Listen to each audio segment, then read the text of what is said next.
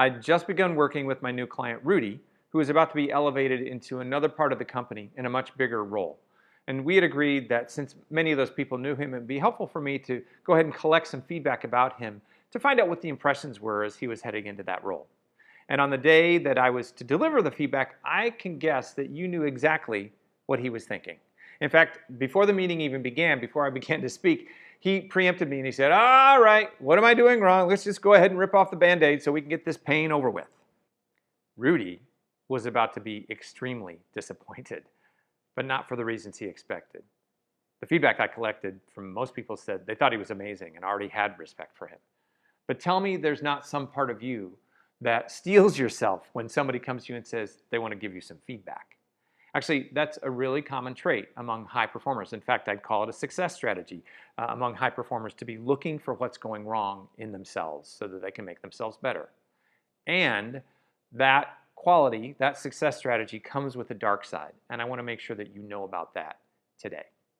Hi, it's David with another entry into the leadership library for people like you who can see around corners and have a much bigger vision of what's possible. And you're willing to do the work to bring it to life.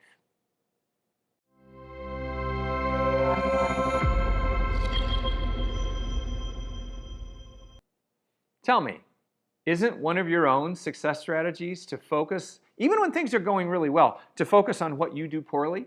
You know, stay hungry, never be satisfied, right? In fact, I'll say that many high performers are completely convinced that the reason for the success they do have is that they overfocus on what they don't do well. And so letting go of that would mean that they'll lose their edge, they'll get soft, they'll fall back. But we only know what we know. And if you've been relying mainly on your success strategy to focus on the things that you do poorly, how do you know it's actually working better than leaning into your power? I mean, imagine that you have someone on your team that may not be so great at visioning for the future, but they are so good at keeping the trains running on time, and they're always able to find incremental improvements that just keep the operation running like it's a well-tuned sports car. Do you tell them you need to focus on getting better at imagining the future, or do you try to unleash them to apply their superpower in full force? To be clear, I completely support you giving your attention to the things that you don't do well to make yourself better. It's useful. And if you over-rely on that strategy, you're squandering your talents and diminishing your results, but only every day. I promise you that with no need for another degree or for another training program, you can apply your talents and your skills at a much higher degree by enlisting another approach as well. And in the process, you'll have greater impact and you'll have more fun immediately. So this video is going to give you another perspective on a different way. And at the very least, it can complement the success strategy that you've used all along of focusing on your gaps. So let's go to the whiteboard. That day I gave the feedback to Rudy, here's the way I explained it to him. I drew a bell curve and I explained, look, in order for you to do your job well, you need to have a variety of skills and talents. Now, some of those you are average at, some above average, some even below average. But there are a handful, a very small number of skills that you are exceptional at. You live in the tail of the bell curve with those, and nobody can touch you. In fact, everybody is amazed that you do them. And when I shared with Rudy what his were, he had the same reaction that everybody else did, which was, seriously, can everyone do that? And I'm guessing that you would have the same reaction if somebody shared with you what it is that you are so exceptional at. And I think the reason that you would be surprised and that Rudy was surprised is maybe you were born with some of those skills, but then you've worked really hard over time to develop them, to become exceptional at them, to the point now where it's just easy. You can do them without even thinking about them and do them quite well. So you just assume that it comes that easily to everyone else, which is why you're surprised when somebody tells you that's amazing. But if you don't recognize where you live in the tail of the bell curve, then you are leaving talent and results on the table. And even more importantly, you're leaving fun on the table because it's usually really fun to do what you were exceptionally good at. So let me give you some examples. There was a leader that I worked with who was exceptionally good at trust building within and running an operation within about 1,000-person organization. But he worked mostly within that group. Until one day, he was pushed into a situation where he needed to help resolve a pretty intense conflict between two adversarial groups. And he did it, really well, very quickly. And people were astonished at how he made it look so easy. He was astonished that everyone else was astonished, thinking, again, can't everyone do this? Now that he realizes this is a superpower of his, he's actually expanded his role so that when there are those opportunities for him to step in and play that role, he does it, and it's easy and fun for him. Or another client that I worked with was a salesperson who had really strong analytic skills that she rarely got to apply in her role. And then her company needed to do a reorganization in the sales department, and she approached her leaders with some analytics about what she thought would be best, the best way to reorganize. And they were astonished.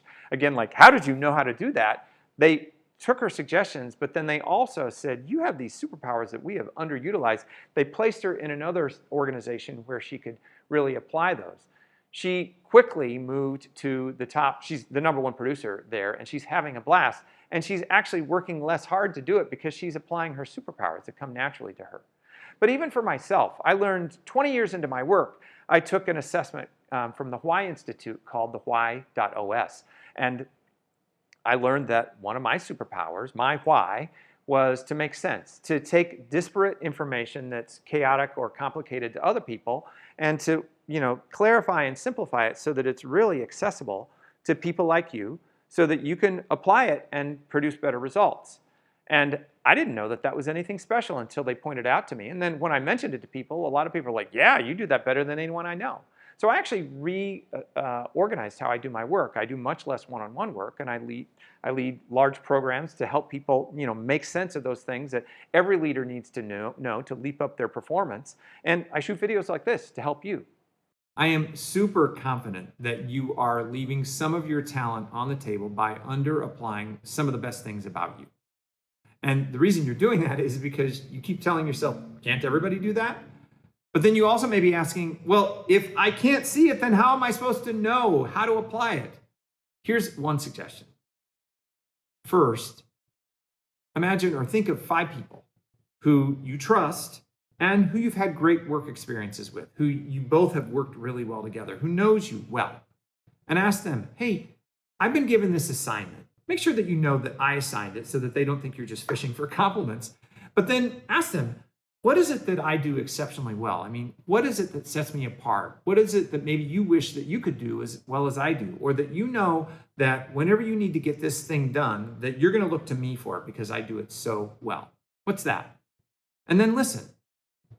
And then start to listen for the themes. You're going to hear some of the same things over and over from each of the people. Now, it still may be hard for you to recognize it, so you might want to rely on or involve somebody from the outside, your coach, a mentor, one of your leaders, so that they can apply and help you see the things that are just too obvious to you and you can't believe.